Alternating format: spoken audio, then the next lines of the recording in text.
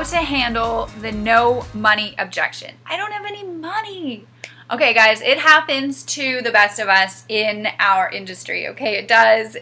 But if it's happening more than you think it should be happening when you're presenting your product, service, or opportunity, then there might be a few things that you may want to consider changing in your approach to your process. And I'm here today to share with you what's working in my process, where I don't even really get this objection anymore, where you can eliminate it before it even comes up. And I'm going to give you some tips and tricks and some ways to handle if that objection does happen to come up still, so that you can, obviously make more money and avoid the tire kickers in your business. And that's ultimately what we really want to do, right? So here it is. Tip number 1. The best thing that you can do to avoid this completely is to anticipate and eliminate. All right. So what I mean by that is when you're talking to a lead or you're talking to a prospect on the phone, now I'm talking about dealing with leads. Okay. Dealing with your warm market is going to be a little bit different. But when you're dealing with leads, okay, you're on the phone, you're talking to them, you're getting to know them. And I've got lots of prospecting videos and strategies on how to actually talk to your lead, ask questions. But we're talking today about how to handle the no money objection. Okay. So specifically, while you're building that relationship and you're talking to them and you're finding that need, when you pull that need out of their world, something that you might want to ask them is, well, if you saw an opportunity that could help you with what you just told me you needed, how much of a marketing budget do you currently have to work with? Okay, that's a question that I ask, and you basically ask them right up front, how much money do you have to work with? This way, first of all, you're going to solve their problem, okay, and tell them, hey, look, this is a way that I can handle the problem that you just told me you had. Okay, so you have to find the problem, be the solution provider, and if I could solve that problem for you, what kind of a marketing budget do you have to work with? Right? I do that sometimes. That's one approach. Tip number 2. So you've taken the time, you've shown them your presentation, you've asked them, what do you like most about what you saw? And they tell you everything they like about it. And now you say, is there anything else that you need to know before you get started? Now, what they tell you is no. Or they might say, yes, tell me a little bit more about this, or I have a question on this, and you'd answer it and then just go, okay, anything else that you need to know before you get started? And then you presume the sale, right? And this is what I do all the time. It's very effective. It works like magic when you get it down.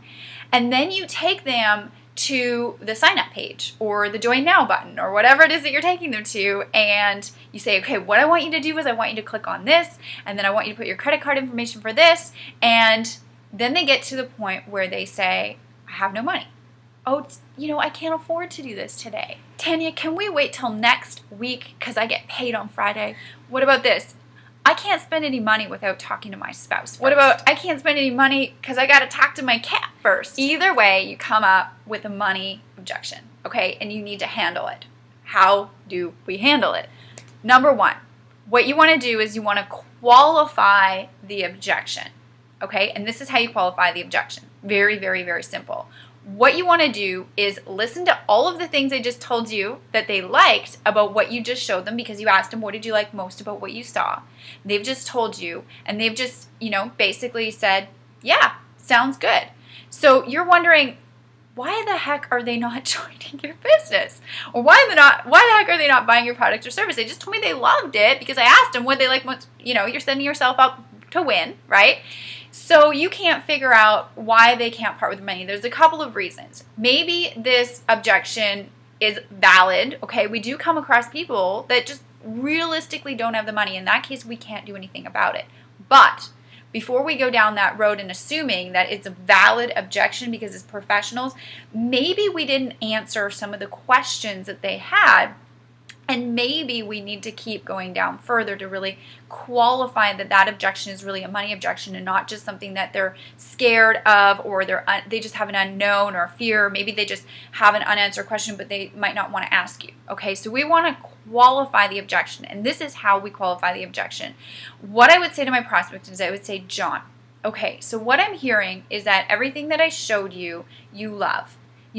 And I said to you, if I could show you a way that I could solve this problem that you just told me that you had, that you would be, interested in learning more. What about it? And now I've shown you a way, and now you're kind of just telling me that you don't have the money to join. Now, I can appreciate and I can understand that, and I hear what you're saying. I deal with a lot of people that are in a situation just like you, and that's why they do what I'm doing, so that they can get out of that situation. But I just want to make sure that I understand you correctly. So, John, you're saying that you love everything that you see here today. And if you had the money in your bank account today, that you would join and do this without question.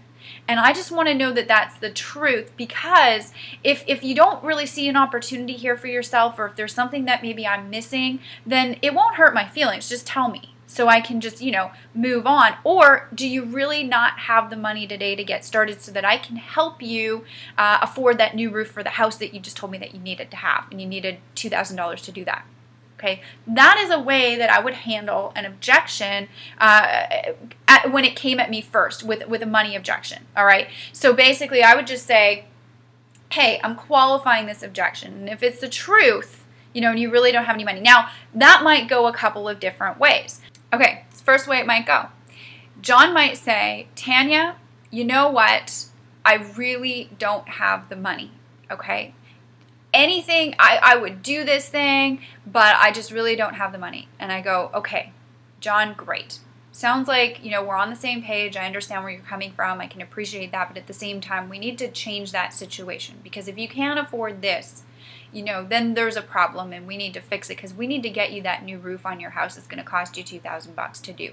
Now, based on that, and you seeing that there's an opportunity here for yourself, when will you have the money to get started? When's the next moment in time that you'll have the money to get started? Honestly, because we're going to set an appointment, and Tony Robbins says that if you don't schedule it, it'll never become a reality.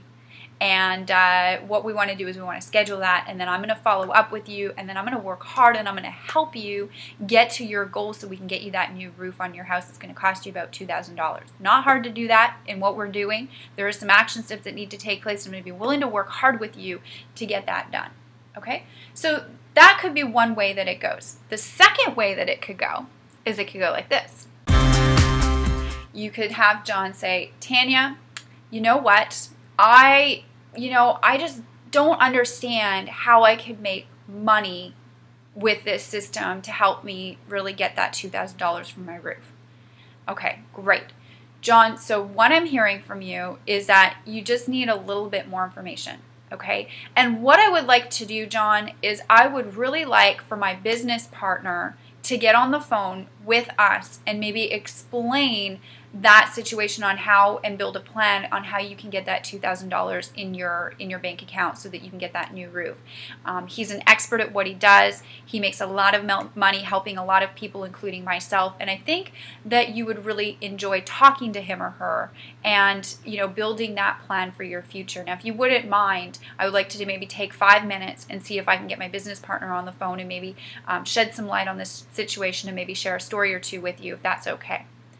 All right, so that's how I would handle any objections that come up. And maybe if he's honest with you, or he or she's honest with you, when you qualify that objection, once they're honest with you, you can really dig in and answer any more questions that you think that you need to answer, any questions to alleviate the skepticism, the fear, the unknown from that individual.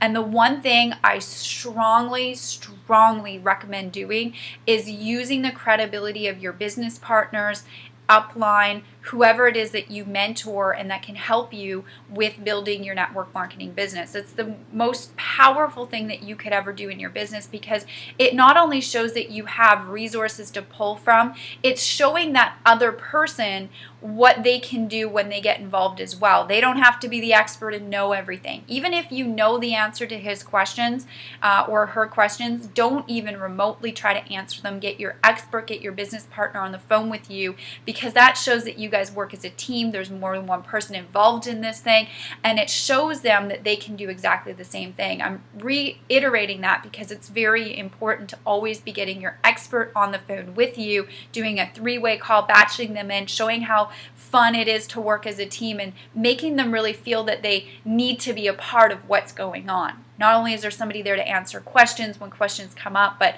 it's a community that they can actually be a part of, make some money, and it can serve a lot more purposes in that individual's lives than just money. Money's on the front end, guys. There's a lot more to this industry than just money. So I hope that helps you just a little bit overcome the I don't have any money or the money objection that you're getting in your business, right? Sometimes it's valid and really there's nothing that we can do about it, but we can also schedule a time where they will have the money if they really want to do this. And sometimes it's just an unanswered question that's gone by, and we need to dig a little bit deeper as professionals. Professionals do this kind of thing, guys. Amateurs and wannabes basically just say, oh, okay, you don't have any money. Right? When in actuality, you can really help somebody. If they don't have any money, that should be the biggest reason why they're doing their home-based business. Okay, guys? So I hope you enjoyed this.